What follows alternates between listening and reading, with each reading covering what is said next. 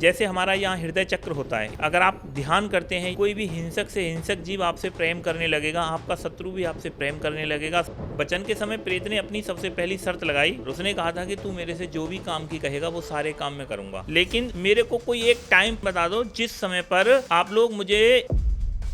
आप ऐसी कुछ अपनी आप बीती बताएं। सभी साधनाओं में जो मुझे पसंद है वो है अप्सरा की साधना। मेरा एक शिष्य था, जब उसकी सिद्धि चल रही थी, जब अप्सरा उसके सामने प्रकट होने लग गई, अप्सरा का उसने रूप देखा, तो आपके अनुसार चंडाल और चंडालनी का क्या योग है? ये लोग सारे अच्छे बुरे काम तो सारे कर देते हैं, चंडाल भी कर देता है, पिशाच भी कर देता है, लेकिन इनका जो रोल रहता है वो गलत काम का रहता है। लोग YouTube से देख के साधना करने बैठते हैं और बिना गुरु के वो साधना करना शुरू करते हैं, जो शक्ति आती है वो उनको लग जाती है। ठीक तरीके से इसको कर रहे हैं, सही निर्देशन में कर रहे हैं तो तंत्र बहुत अच्छी चीज है। बिना गुरु के, बिना किसी पावर के, बिना किसी शक्ति के अगर आप तंत्र कर रहे हैं तो तंत्र बहुत ही खतरनाक हो जाता है, इसीलिए लोग डरते हैं इससे।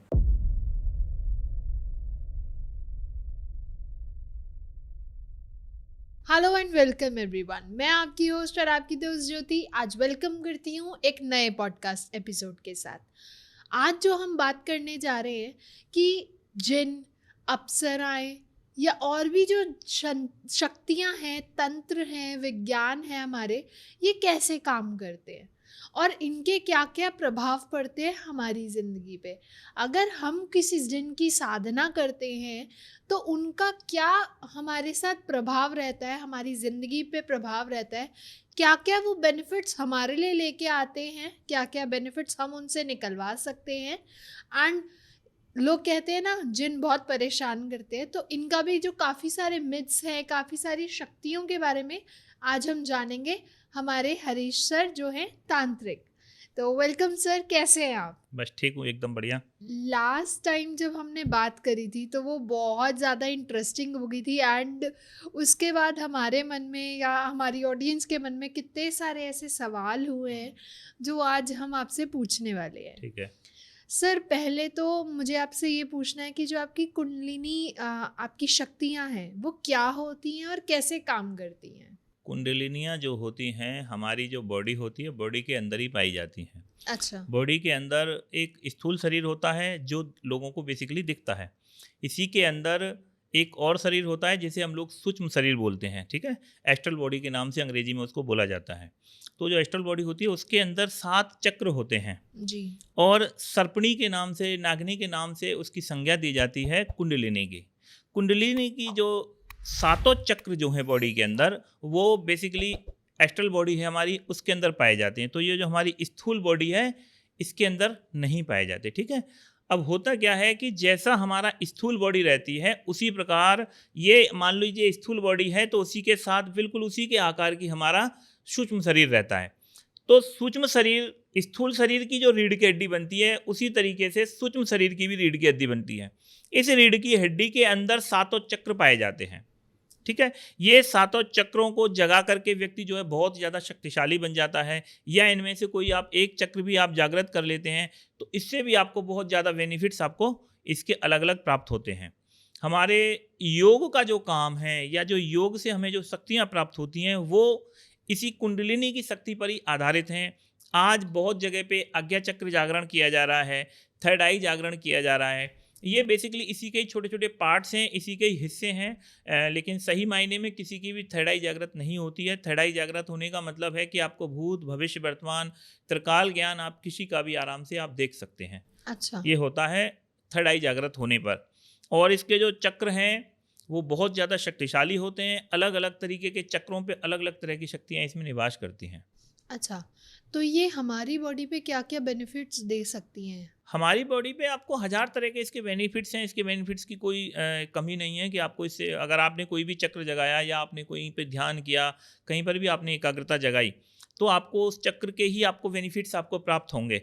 जैसे हमारा यहाँ हृदय चक्र होता है, हृदय चक्र में अगर आप ध्यान करते हैं या आप इसका ये जागरण होता है तो आपको प्रत्येक जीव, कोई भी हिंसक से हिंसक जीव आपसे प्रेम करने लगेगा, आपका शत्रु भी आपसे प्रेम करने लगेगा। सांप आपको काटेगा नहीं, शेर आपके पास आएगा कभी भी आपको काटेगा नहीं, किसी भी तरह का आपको नुकसान नहीं पहुंचाएगा, बिच्छू भी आपको नहीं काटेगा। ऐसा बोलते हैं जैसे कि ऋषि मुनि पहले हमारे यहाँ जब साधना तपस्या करते हैं तो उनके आसपास में ज़्यादातर आपने देखा होगा फोटो में हिरन को भी घूमते हुए दिखाया जाता है और शेर चीते भी उनके आसपास बैठे हुए दिखाए जाते हैं। तो जो भी जीव जंतु के अंदर जो एक प्रेम भाव है वो ऑटोमेटिकली यदि व्यक्ति हृदय चक्र जागृत करता है तो वो चहुँ ओर से चारों तरफ से प्रेम पाता है। जी।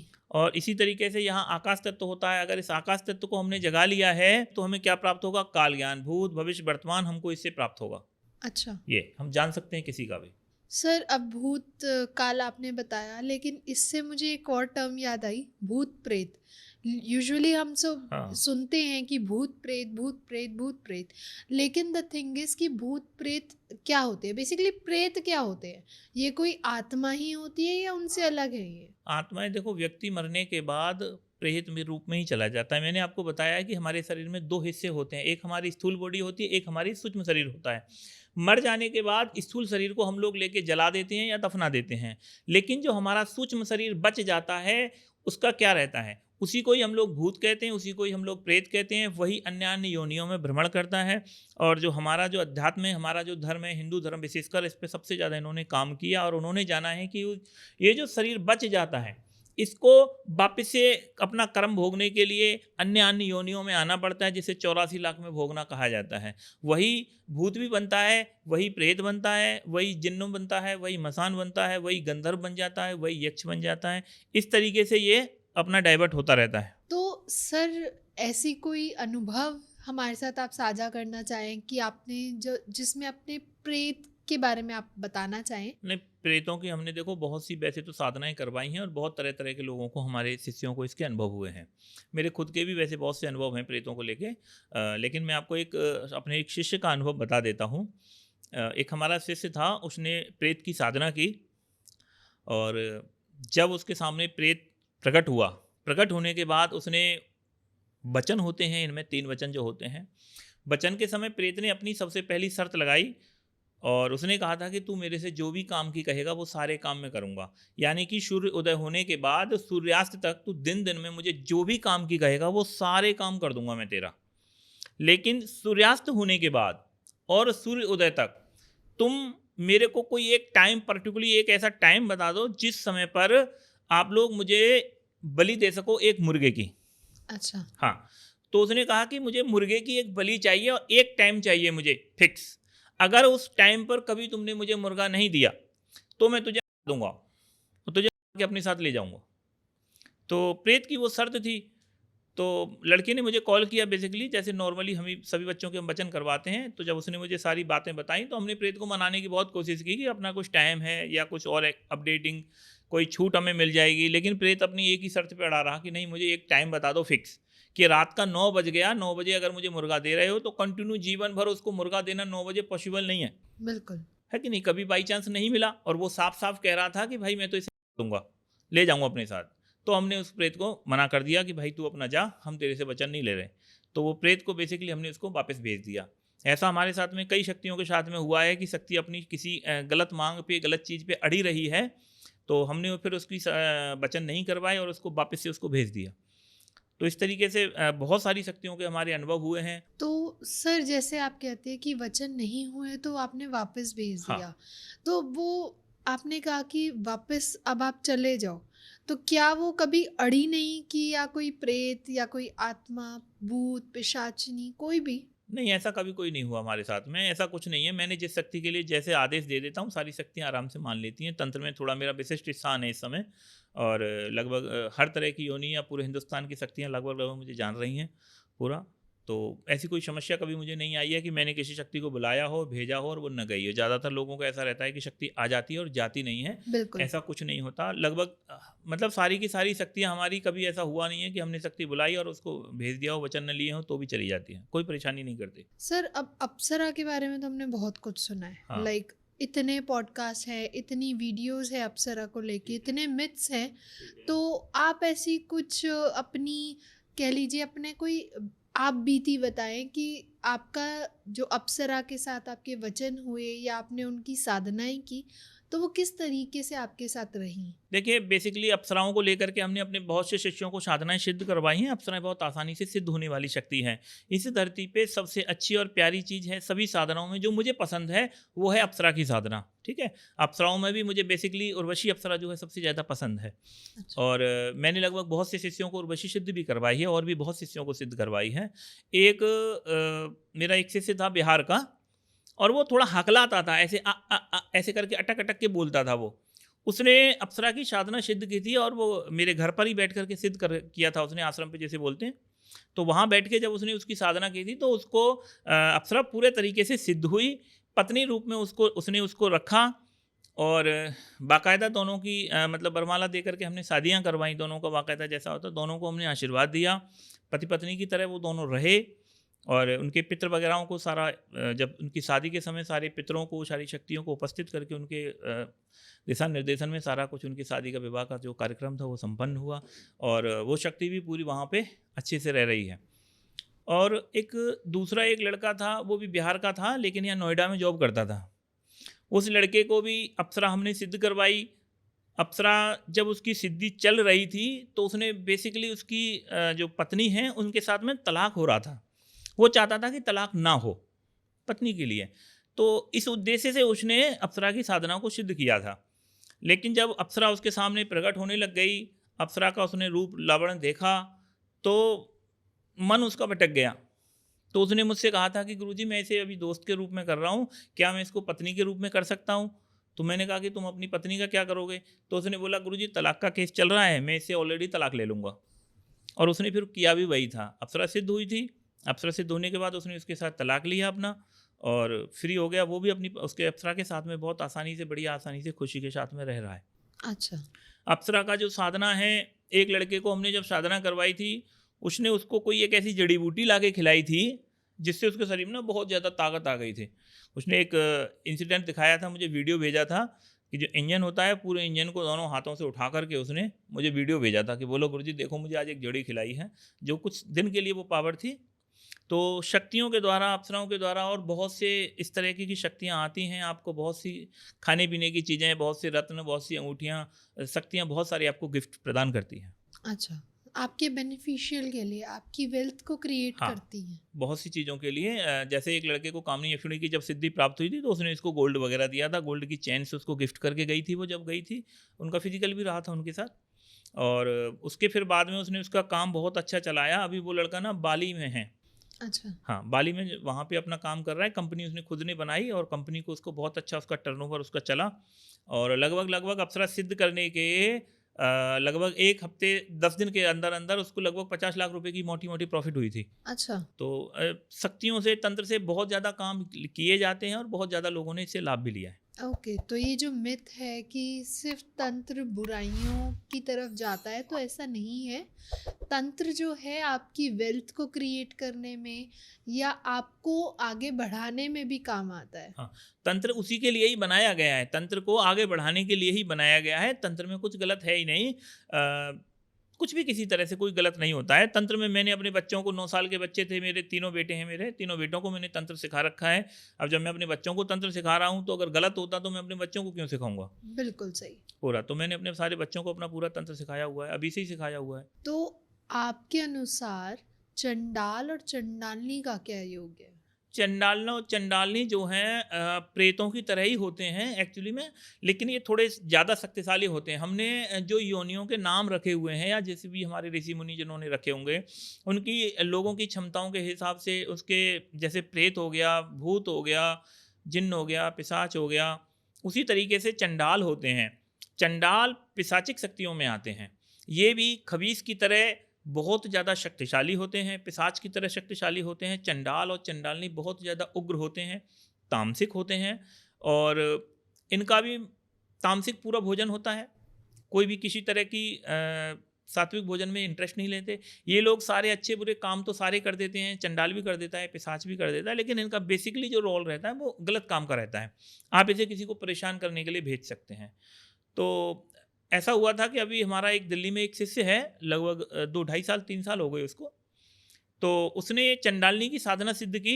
चंडालनी उसके साथ में अच्छे से आराम से अभी भी रह रही है, कोई परेशानी नहीं है। 2-3 साल हो गए उसको। उसने क्या किया कि एक केस उसके पास आया था शुरू में, तो शुरू में उसने ये पूछा था कि उस व्यक्ति के ऊपर किसी ने तंत्र किया हुआ है। तो चंडालनी से उसने पूछा कि किस व्यक्ति ने इसके ऊपर तंत्र किया हुआ है। तो जो मरीज आया था वो भी साथ में ही था वहीं पर।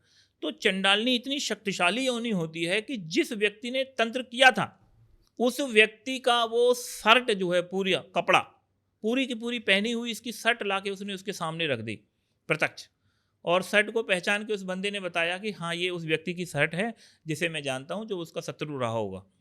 तो बेसिकली मैं ये बताना चाहता हूँ कि इतर योनियाँ जो हैं बहुत ज़्यादा शक्तिशाली रहती हैं, लेकिन इनके नेगेटिव इफेक्ट जितने फैला रखे हैं उतने नहीं होते। इन्हें बस ठीक से चलाने की, ठीक से यूज करने की ज़रूरत है पूरा। और अगर आप ठीक से किसी अच्छे गुरु के पास में बैठ करके ये सब सीखते हैं या गुरु के निर्देशन में रहते हैं तो कोई समस्याएं कभी नहीं आई हैं। जिन क्या सच में होते हैं, जिनका क्या सच है? क्या वो सिर्फ एक सुनी सुनाई बातें हैं या सच में होते हैं, या वो सच बता सकते हैं, भविष्य आपका बताते हैं? हाँ, जिन्नों का देखो बहुत सी हमने बहुत सारे जिन्नों को सिद्ध करवाया है। जिन्न भी वैसे ही हैं जैसे हम लोग आप लोग रहते हैं, उसी तरीके से सभी शक्तियाँ मौजूद हैं। जिन्न भी होते हैं, जिन्न के बारे में मैंने पिछली बार भी आपको बताया है कि जिन्न जो हैं मुस्लिम धर्म की शक्तियाँ हैं, और उनकी सबसे ज़्यादा ताकत जो है जिन्न और मौक्किलों से होती है। सबसे ज़्यादा ये 2 ही शक्तियाँ उनमें सिद्ध होती हैं। एक तीसरी एक परी होती है जो बहुत कम लोगों को सिद्ध होती है।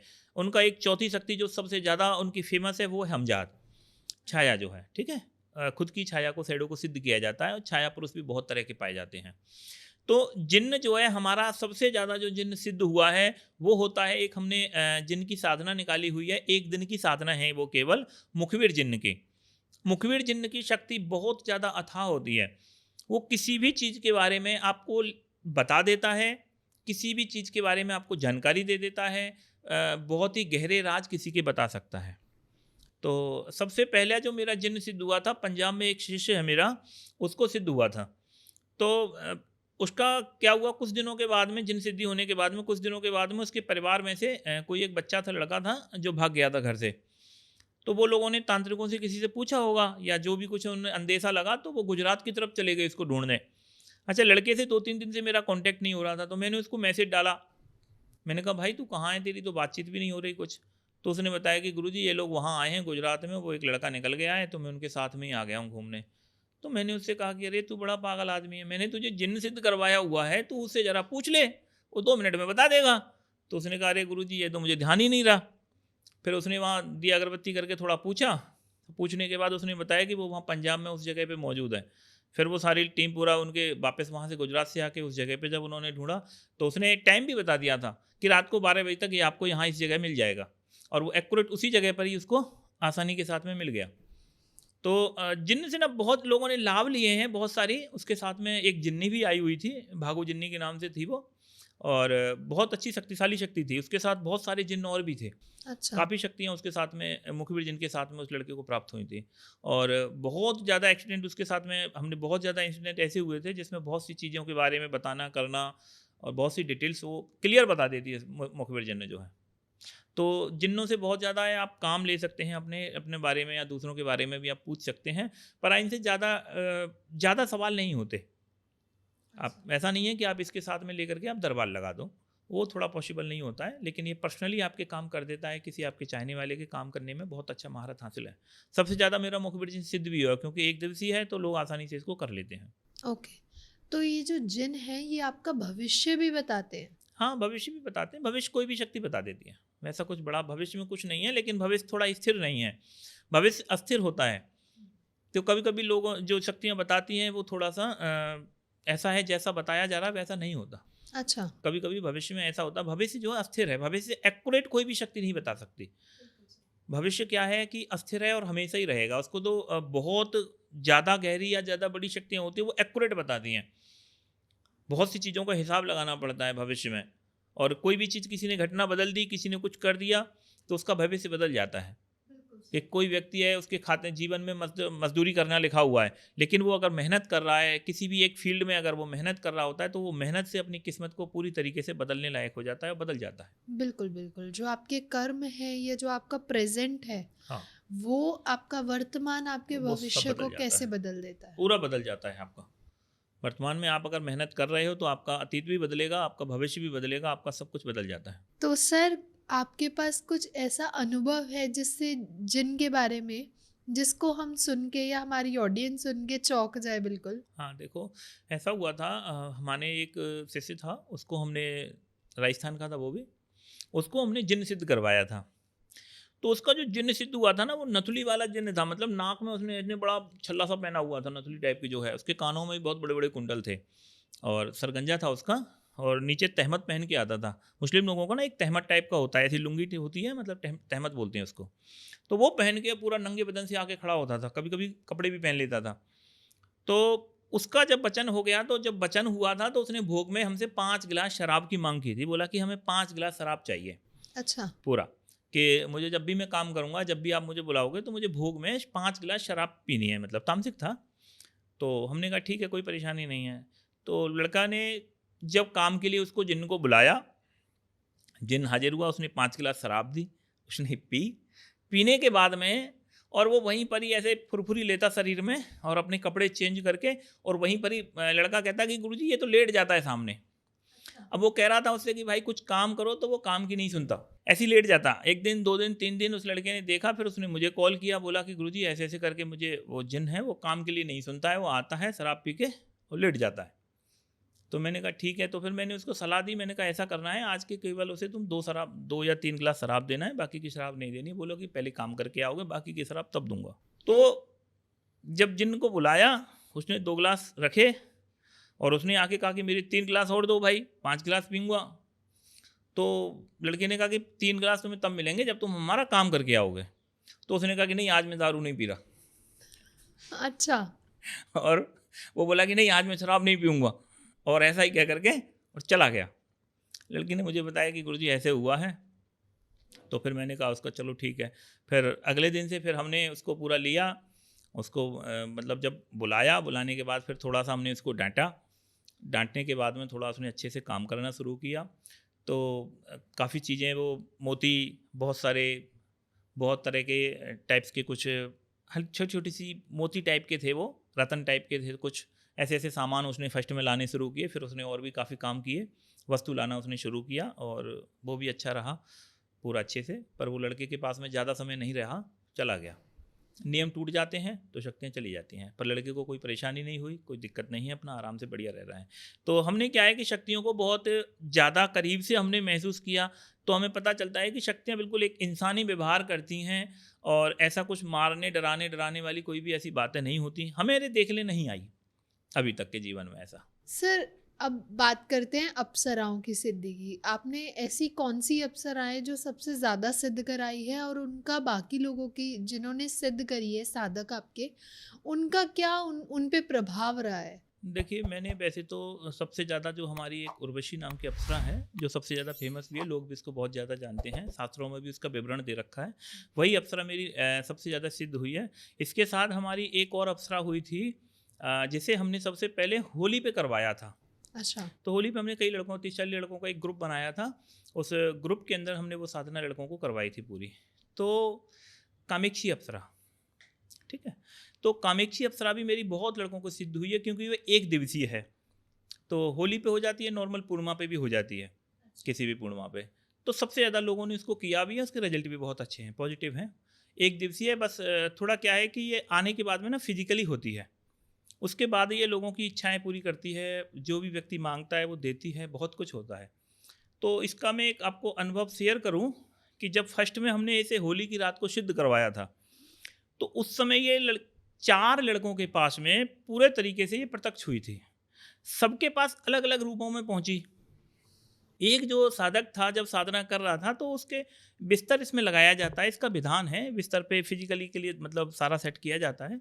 तो शक्ति प्रकट हुई, और लड़के से बोला उसने फिजिकली होने के लिए, तो लड़कों ने साधना तो शुरू कर दी, लेकिन जब शक्ति प्रकट हुई तो उसको देख के ना वो एक हेजिटेट हो गए, तैयार नहीं हो पाए मानसिक रूप से, तो बैठे रहे।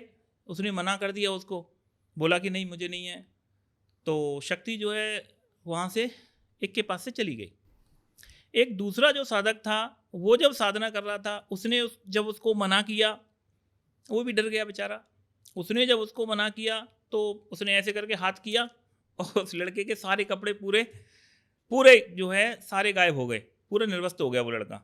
तो उसको बेचारे को डर लग गया। जब उसको डर लगा तो फिर उसने अपने कवच देते हैं हम लोग सभी को सिद्ध कराने, तो उसने अपने कवचों के पाठ शुरू कर दिए, तो फिर वो वहाँ से भी चली गई। तीसरे लड़के के पास में जब आई थी शक्ति, उसके पास पूरे तरीके से निर्वस्त खड़ी हो गई। और हमने विधि विधान में ये दे रखा है कि शक्ति जो है वस्त्र आभूषण पहन के आती है, नॉर्मली वो वस्त्र आभूषण गिफ्ट करके जाती है। तो लड़का था, उसने उसको मना कर दिया, बोला कि तुम चली जाओ, तो शक्ति वहाँ से भी चली गई। चौथा एक लड़का था जो कानपुर का है, उस लड़के ने ही उस दौरान उस अप्सरा के साथ में उसको अच्छे से बात की, उसने उसको अच्छी बातों में फंसाया। आज तक वो लगभग 4-5 साल हो गई, 4 साल हो गई लगभग, तब से वो अप्सरा उसके पास कंटिन्यू रह रही है। और उस अप्सरा से उसने बहुत ज़्यादा अपने काम निकाले हैं, बहुत ज़्यादा अपने शत्रुओं का भी नाश उसने उससे करवा लिया, बहुत ज़्यादा उसने उससे साधनाएँ भी ली हैं, और बहुत ज़्यादा धन का भी उसने अपना व्यवस्थाएं बनाई हैं। और बहुत ही उसका मतलब अपने जीवन का जो लाइफ स्टाइल जो पूरा का पूरा उसका सारा चेंज हो चुका है। बहुत ज़्यादा उसके जीवन में धन मान की कोई ऐसी कोई खास कमी नहीं है, सब एकदम अच्छा बढ़िया चल रहा है। तो बेसिकली हमने जब इन शक्तियों को सिद्ध किया था, तो जो तीसरा जो लड़का था उससे हमने ये पूछा था कि भाई तूने मतलब उसके साथ में कुछ किया क्यों नहीं शक्तियों की सारी। तो लड़के ने उससे कहा था कि गुरु वो तो निर्वस्त आई हुई थी, और आप कह रहे थे कि वो कुछ गिफ्ट वगैरह करके आएगी या कुछ आपको गिफ्ट करेगी, तो उसके पास कुछ था ही नहीं, तो वो मुझे देती क्या, तो इसलिए मैंने इसको बेसिकली मना कर दिया। इसी तरीके से हमने इस कामाक्षी अप्सरा को सिद्ध किया जो 4 लड़कों के पास आई, पूर्ण रूप से प्रत्यक्ष हुई। तो साधना के लिए यदि आप कोई भी साधना कर रहे हैं, अगर आप फिजिकली की बात है तो उसमें आपको डरने की कोई ज़रूरत नहीं है।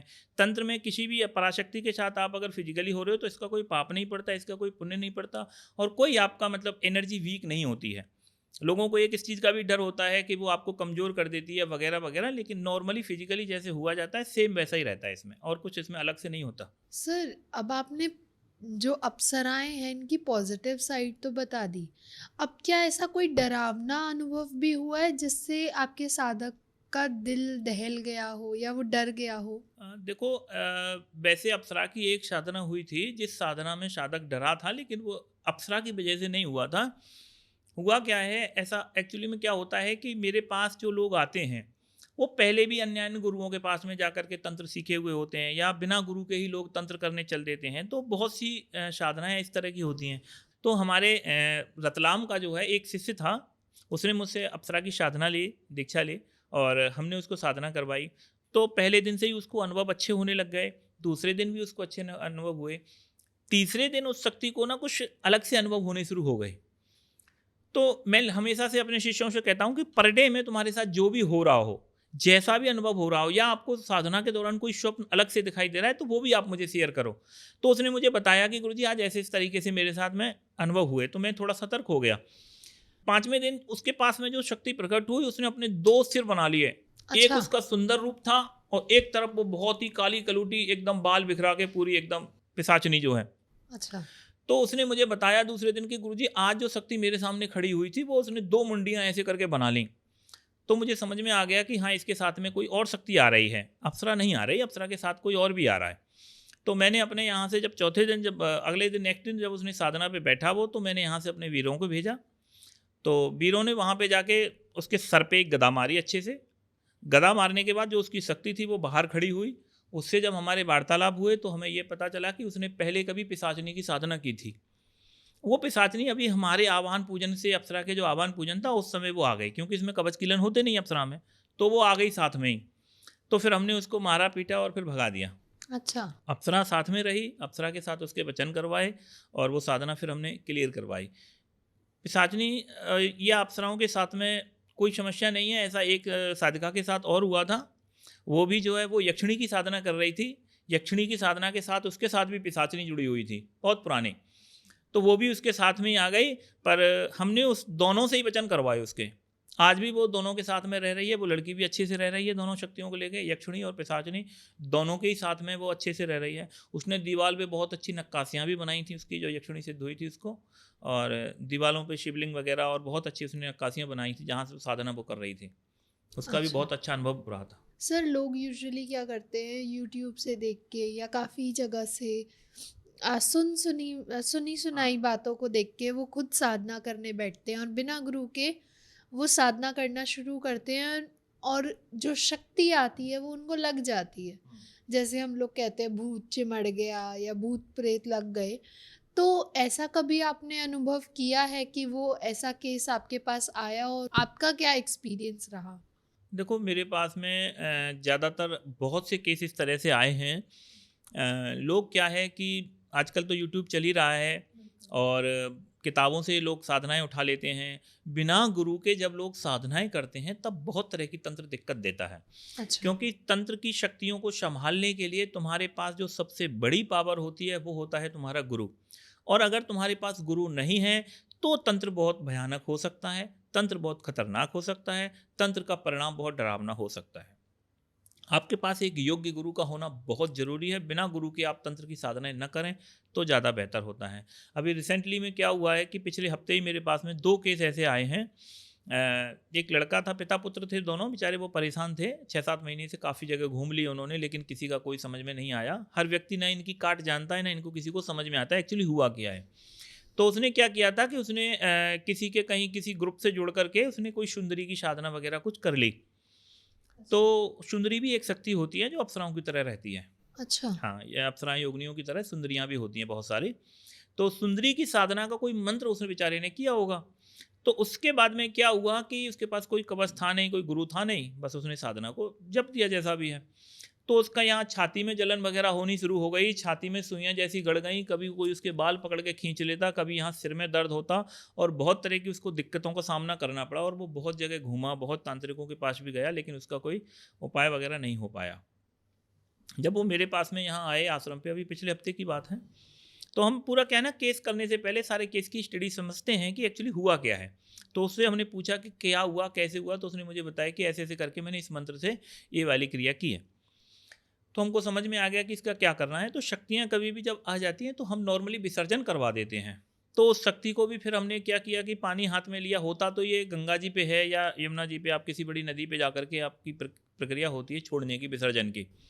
हम लोगों ने फिर उसको वहीं आश्रम पे ही हमने अपना पानी भरवाया एक परात के अंदर, पीपल के पत्ते लिए, सारे उस पर मंत्र लिखवाए। मंत्र लिखवाने के बाद हमने उसको पूरे अच्छे आराम से विसर्जित करवा दिया। तो तुरंत के तुरंत उसको जैसे ही हमने शक्ति को विसर्जन किया, संकल्प उठाया, संकल्प उठा के बोल दिया कि भाई हम आज से तुझे विसर्जित कर रहे हैं और हम अपने ही नाम के आन दे देते हैं कि गुरुजी के आम से मैं ये विसर्जन कर रहा हूँ। तो लड़के ने तुरंत विसर्जन छोड़ा, संकल्प छोड़ा और तुरंत के तुरंत ही उसकी जो शक्ति थी वो वहीं की वहीं ख़त्म हो गई, चली गई। बच्चा तुरंत स्वस्थ हो गया, एकदम ठीक, अभी तक एकदम अच्छा है, बढ़िया, कोई समस्या नहीं है। ऐसा एक दूसरा केस भी हुआ था जिसमें किसी ने अभी एक बच्चा था, उसने किसी को साधना करवा दी किसी प्रेत की। अच्छा। तो प्रेत उसको आगे परेशान करने लग गया। अब शक्ति तो आती है, आने के बाद में उसको संभालेगा कौन? कोई घेरा नहीं, कोई कवच नहीं, कोई प्रोटेक्शन नहीं।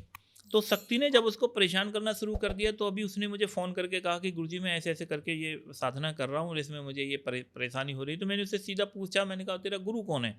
बोला कि गुरुजी मेरे पास तो कोई गुरु नहीं है, वो किसी भाई ने उसको साधना दे दी ऐसे ही। तो फिर उसका भी फिर मैंने वही करवाया पूरा। मैंने उससे बोला था कि तू मेरा ये कवच कर ले, मेरे नाम से 2 अगरबत्ती जला के बैठ जाना, बोल देना कि गुरुजी के आदेश से मैं बैठा हूँ। तो मैंने कहा तुझे प्रेत तंग नहीं करेगा। तो उसने फिर वो साधना अपनी कंटिन्यू की, अभी चली रही है उसकी साधना। तो शायद हो जाएगा कुछ दिनों में, शायद उसके वचन हो जाएं उसके साथ। तो हमने अपनी आन बीच में हम लगा देते हैं, जिसके बलबूते शक्तियाँ रुक जाती हैं और आपको कोई प्रॉब्लम नहीं देती हैं। तो बेसिकली क्या है कि हमारे किसी शिष्य को इस तरह की कोई प्रॉब्लम्स नहीं आती हैं, क्योंकि जब तक मैं बैठा हूँ तब तक मेरा नाम लेके लोग कोई भी साधना कर रहे हैं, कैसी भी साधनाएं करते हैं, बीच में छोड़ देते हैं, अधूरा छोड़ देते हैं, कोई भी तंत्र में कोई शक्ति कभी परेशान नहीं करती मेरी वजह से। अच्छा। लेकिन और मेरे पास बहुत से लोग ऐसे आए हैं जिनकी साधनाएं लोगों ने इधर उधर से की हैं और बहुत सी प्रॉब्लम्स हुई हैं, उनको हम लोग ठीक भी करते हैं, ऐसा कुछ नहीं है। तो सर अभी आपने कहा कि आप उनको विसर्जित करा देते हैं। जब वो आप आहुति गंगा में, यमुना में देते हैं तो क्या वो दूसरे जो वहाँ पे ऑलमोस्ट जो हमारे कॉमन लोग हैं उन लोगों को इफ़ेक्ट नहीं करती? नहीं नहीं, उनको शक्तियाँ कभी परेशान नहीं करती। शक्तियाँ ये जो विसर्जित की हुई शक्तियाँ होती हैं वो किसी को भी परेशान नहीं करती हैं। वो अपने अकेलेपन में ही अपने में चली जाती हैं, विसर्जित हो जाती हैं। मतलब वो किसी भी आम आदमी को वो शक्ति कभी नहीं लगती है। ये स्थिति आती है जब मैं किसी का इलाज करता हूँ। तो इलाज पे हम लोग क्या करते हैं कि खप्पर लेते हैं, खप्पर में सामग्रियाँ, मिठाई वगैरह, भोग वगैरह, शराब वगैरह, मांस वगैरह, लड्डू मिठाई रख के उसका उतारा किया जाता है मरीज का। अगर उतारे में हमने कोई शक्ति को लिया और उतारे को अगर हमने चौराहे पर कहीं पर छोड़ दिया, चौराहे पे अगर उसको हमने रखा तो चौराहे से उसकी संभावना है कि वो शक्ति किसी और व्यक्ति को लग जाती है, क्योंकि वो उतार के आई है, मतलब इलाज हुआ है, विसर्जित नहीं हुई वह।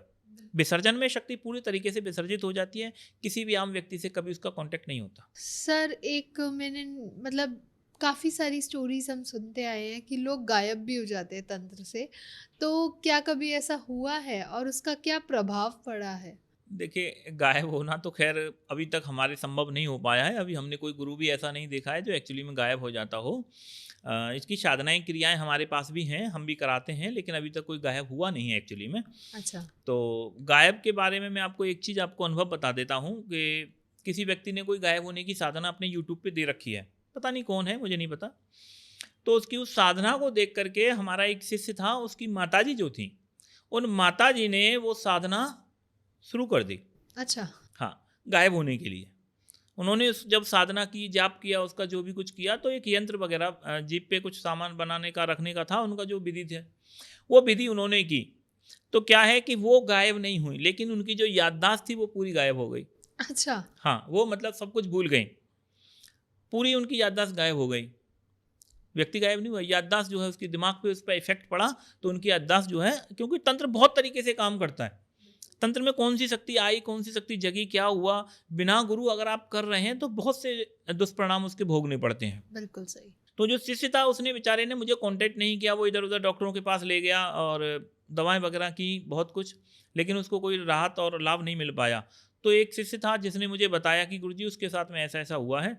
तो फिर उस शिष्य से मैंने कांटेक्ट किया, मैंने उसे बताया, मैंने कहा भाई तू मुझे तो बताता कि क्या प्रॉब्लम हुई है एक्चुअली। तो बोला गुरुजी मुझे थोड़ा याद नहीं रहा, मैं परेशान था। तो फिर उस शिष्य ने मुझसे, मैंने पूछा, मैंने कहा एक्चुअली में क्या हुआ है, कौन सी साधना की, क्या किया है। तो उसने मुझे विधि बताई कि गुरुजी मैंने ऐसे ऐसे करके ये प्रयोग अपना, मम्मी ने, मेरी माता जी ने ये किया हुआ है। तो फिर मुझे उसका पता है कि क्या शक्ति जगी हुई होगी और क्या हुआ होगा, हमें ये बेसिकली सब पता ही रहता है नॉर्मली। तो हमने एक छोटा सा एक यंत्र लिया, जीभ पर केसर से बनवा दिया। अच्छा। केवल छोटा सा एक यंत्र लिया और वो जीभ से हमने एक बीज मंत्र के साथ में उसको हमने बनवा दिया, और तुरंत ही उसकी जो याददाश्त थी वो वापस हो गई, जो भी शक्ति नेगेटिविटी जो लगी थी उनको, वो तुरंत ही हट गई अच्छा। पूरा। हाँ, तो तंत्र का क्या है कि अगर आप ठीक तरीके से इसको कर रहे हैं, सही मार्ग निर्देशन में कर रहे हैं, तो तंत्र बहुत अच्छी चीज़ है। बाकायदा बिना गुरु के, बिना किसी पावर के, बिना किसी शक्ति के अगर आप तंत्र कर रहे हैं तो तंत्र बहुत ही खतरनाक हो जाता है, और इसीलिए लोग डरते हैं इससे। तो तंत्र से लोग गायब नहीं हो सकते?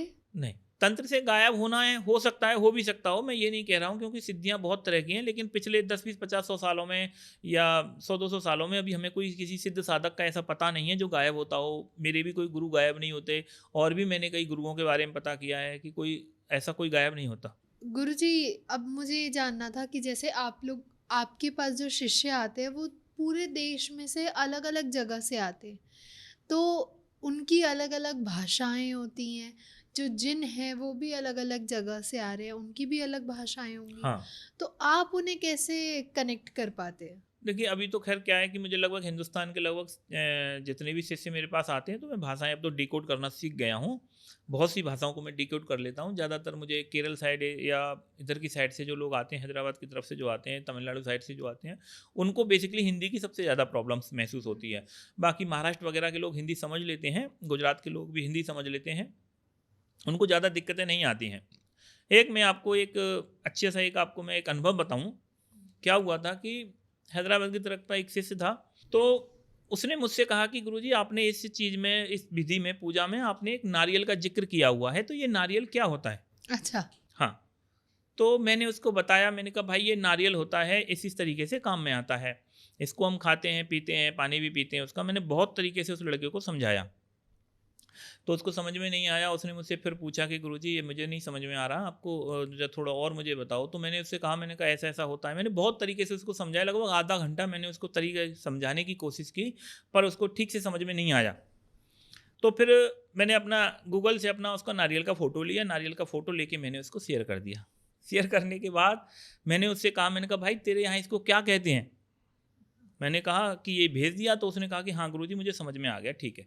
तो फिर मैंने उससे कहा, मैंने कहा इसके यहाँ शायद हो सकता है इसे कुछ और कहते हो। तो मैंने उससे पूछा, मैंने कहा तेरे यहाँ इसको क्या कहते हैं? तो वो बोलता है कि गुरुजी इसको नारियल कहते हैं। अब लोगों को भाषा चीज़ों का कोई प्रॉब्लम नहीं है। प्रॉब्लम क्या है कि लोग जानते हुए भी कभी कभी अनजान हो जाते हैं। एक यहाँ दिल्ली का लड़का था, दिल्ली का, और इंटर पढ़ा हुआ, 12वीं पढ़ा हुआ। उसने मुझसे एक दिन सवाल किया कि गुरुजी उत्तर दिशा कौन सी होती है। अच्छा। हाँ, और अंग्रेजी में भी उसने पूछा कि गुरुजी नॉर्थ साइड कौन सी होती है। तो सीधा मैंने पहले तो उसको वही पूछा था, मैंने कहा भाई तुम कितने पढ़े हो। मैंने कहा कहीं ऐसा ना हो कि अनपढ़ हो और मैं डांट दूं। सही बात है। तो पहले मैंने उससे यही पूछा, मैंने कहा भाई तुम कितने पढ़े हो। तो उसने कहा कि गुरुजी मैं इंटर पढ़ा हुआ हूँ। तो मैंने उससे कहा, मैंने कहा भले मांस तुझे ये नहीं पता है कि उत्तर दिशा कौन सी होती है। तो कह रहा गुरुजी मैं तंत्र में नया हूँ। मैंने कहा दिशाओं का तंत्र से नए होने से क्या संबंध है। बिल्कुल सही। मतलब ऐसा है ना, जीवन में लाइफ छोटी छोटी चीज़ों के लिए लोगों को असल में पता नहीं होता है या वो कन्फर्म नहीं होते हैं। अपनी ही जानकारी, जो बेसिक नॉलेज लोगों को होनी चाहिए, कभी कभी लोगों के पास वो नहीं होती है या वो बहुत ज़्यादा डाउटफुल में रहते हैं। तो पता होने के बाद भी वो एकदम बिल्कुल क्लियर कन्फर्म करवाते हैं कि गुरुजी यही है। ओके। तो भाषाओं की थोड़ी थोड़ी कभी कभी समस्याएं हो जाती हैं। एक बार एक लड़के ने मुझे बोला था कि गुरुजी आपके इसमें आपने बोला है प्रयोग में कि लवंग और इलायची क्या होता है। तो मैं तो बड़ा चौंक गया। मैंने कहा भाई मैंने कौन सी पोस्ट में दे दिया इसको, कौन सी साधना विधि में लवंग इलायची दे दिया मैंने। तो बोला नहीं गुरुजी आपने दिया है। मैंने कहा भाई मुझे तू भेज। तो उसने स्क्रीनशॉट लिया और भेजा मुझे। तो वो क्या लिखा हुआ था, लौंग और इलायची। पर उसका पढ़ने का तरीका और बताने की जो लैंग्वेज की जो टोन थी वो यही आ रही थी कि लवंग और इलायची। तो इस तरीके से बहुत सी भाषाओं की थोड़ी सी परेशानियां कभी कभी आ जाती हैं, पर वो अभी तो हम बहुत ज़्यादा डिकोड करना सीख गए लोगों को। हाँ, क्योंकि आप इतने सालों से साधना हाँ, अभी तो हम करते बहुत आए सालों से लोगों इतने को गाइड कर रहे हैं। तो इतने सालों से लोगों को सिखाते आ रहे हैं अपने स्कूल पे। तो ऐसे काफी सारे हंसी मजाक के, हाँ, बहुत हंसी से ठिठोली के बहुत किस्से से बहुत एक्सीडेंट होते होते हैं, होंगे। बहुत होते हैं। बिल्कुल। तो आज सर बहुत मज़ा आया हमें इस पॉडकास्ट में। एंड हमने बहुत सारी चीज़ें जानी, बहुत सारे मिथ्स को जो लोगों ने पहले मिसकंसेप्शंस बना रखे थे हमारे, आई गेस काफ़ी हद तक क्लियर हुए हैं, हमारे ऑडियंस के भी क्लियर हुए होंगे। जो भी दर्शक हैं, जो भी हमारा वीडियोस देख रहे हैं, मैं आपको एक चीज़ और क्लियर कर देता हूँ। आप लोग कमेंट में जो है सवाल जो करते हैं, कुछ खास सवाल, कुछ चीज़ें आपको पूछनी है, तो आप लोग हमारे जो पर्सनल हमने जो नंबर दिया है, जो हमारी हर वीडियो में चलता है 96 90 98 84 93, आप उस नंबर पर सीधा व्हाट्सएप पर आप हमसे सवाल पूछिए जो आपको पर्सनली कोई चीज़ पूछनी है। क्योंकि कमेंट को हम लोग कभी कभी नहीं देख पाते हैं, कभी कभी हम लोगों के पास इतना थोड़ा समय नहीं रह पाता है कि हम लोग कमेंट देख पाएँ। और थोड़ा ठीक से आप सवाल करें, क्लियर करें, तो वो सवाल का आपको पूरा विस्तार से जवाब मिल जाता है। हर चीज़ कमेंट में बताने लायक नहीं होती है। हम आपको पर्सनल में नंबर लेकर के आपको उसी नंबर पे बोलते हैं। तो आप कमेंट में कुछ चीज़ें हैं जो पूछने लायक हैं पब्लिकली, वो आप पब्लिकली पूछ सकते हैं। बाकी की कुछ खास और पर्सनल चीज़ें हैं वो आप हमसे पर्सनल नंबर पे शेयर करें। बिल्कुल। तो अगर कोई सजेशन हो, किसी टॉपिक के बारे में आपको और जानकारी चाहिए हो, तो आप हमें कमेंट सेक्शन में बताइए। हम नेक्स्ट पॉडकास्ट पे उन क्वेश्चंस को भी कवर करेंगे। तब तक के लिए थैंक यू सर। आदेश।